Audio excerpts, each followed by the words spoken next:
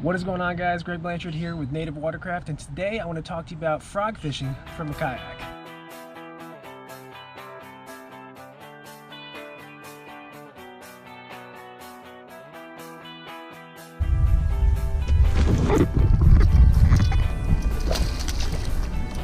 If I were to pick one way to fish for the rest of my life and one bait only, it would have to be the topwater frog. Topwater frog fishing can be the most exciting way to catch a bass. Seeing those topwater blow up, seeing a fish come out of the water to eat your bait can really get your heart pumping, and that is the reason I love frog fishing. Specifically, doing it from a kayak is something that I feel is super advantageous for us as kayak anglers, and it allows us to get to those hard to reach places, get under trees for those pinpoint casts, and get back into stuff that those big boats just can't get to. So frog fishing, the setup is probably the most crucial part of frog fishing. You're going to want to make sure you have the right gear to effectively fish a frog. Probably the most important part of gear is the rod itself. I like a rod that's 6'10" to 7'5" in length and is a heavy power rod with a moderate fast tip. So you need that tip to make those longer casts, and especially that tip to work the frog back to the boat, whether you like to walk it or just pop and twitch. Now you need that heavy power, because after that tip shuts down, you can see where that rod just stays stiff. And you need that power because in general, you're gonna be fishing frogs in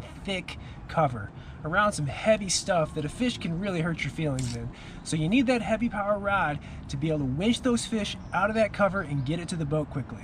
As far as reel goes, high speed reel, 8:5:1 gear ratio reel. Again, we're looking to get those fish in really quick. We're not fighting fish with a frog rod. We are getting those fish in the boat as quick as possible. As far as line goes, minimum 50-pound braided line. As far as the frog selection goes and colors, I like to keep it simple. I like a black frog when the water is a little bit dirtier, or a white frog when the water is a little bit clearer. If I'm fishing the frog over top of vegetation, matted grass, I'll stick with the darker colors.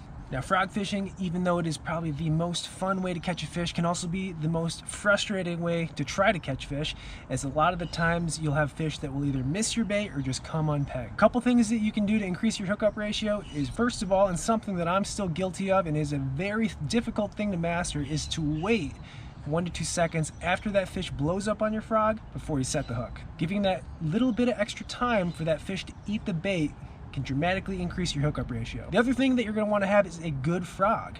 There are tons of frogs on the market, some good, some bad. The big thing that you're going to want to make sure you have with whatever frog you choose is a nice, flexible, soft body.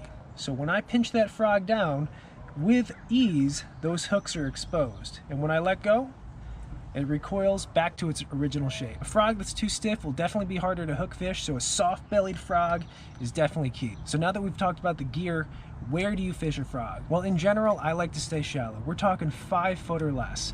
There's 2 primary targets that I like when throwing a frog. One is when you see overhanging trees, and 2 is when you see matted vegetation. Now, sometimes you can have a ton of targets, and it can be overwhelming to pick where to throw your frog. The big thing with frog fishing is making observations. Find those subtle differences in grass, whether it be a change in grass, whether it be grass with more holes in it, maybe grass that forms a point, fallen branches, trees that are around rocks. Notice those subtle differences. When you do get a bite, make a mental note and try to repeat those in those areas that have so much to throw at. It's definitely a skill that develops over time, but if you can start noticing these small differences in cover, you can become a lot more efficient with where you're throwing a frog and ultimately catch more fish in a day. So frog fishing, definitely one of the most challenging ways to fish, and definitely takes some patience and some practice, but it is, I promise you, the most exciting way to catch bass. And if you haven't tried frog fishing, you need to give it a shot. So get a frog tied up this summer, get ready to have some fun. As always, guys, stay safe out there and tight lines.